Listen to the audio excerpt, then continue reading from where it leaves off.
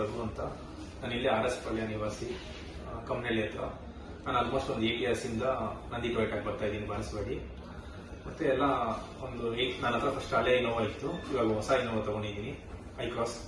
So service ಎಲ್ಲ ಇಲ್ಲೇ ನಾನು ಯಾವಾಗೂ ಪ್ರತಿ ಟೈಮ್ ಕೊಡೋದು. ಸೊ ಎಲ್ಲ ಎಲ್ಲ ಎಲ್ಲ ಚೆನ್ನಾಗಿ ನೋಡ್ಕೊಂತಾರೆ ಇಲ್ಲಿ. ಲೈಕ್ ಅಂದ್ರೆ ಇಲ್ಲಿ ಚೆನ್ನಾಗಿ ಸ್ಟಾಫ್ ಇರ್ಬೋದು, ಬಂದಾಗ ಕೇರಿಂಗ್ ಆಫ್ ಇರ್ಬೋದು, ಏನ್ ಬೇಕು ಏನ್ ಮಾಡಬೇಕು. ನಾನು ಯಾವಾಗೂ ರಾಮನ್ಜಿ ಅವ್ರ ಹತ್ರನೇ ಬಿಡೋದು. 4 years ಇಂದ ರಾಮನ್ಜಿ ಅವ್ರ ಹತ್ರನೇ ಬಿಡ್ತಾ ಇದ್ದೀನಿ ಇಲ್ಲಿ.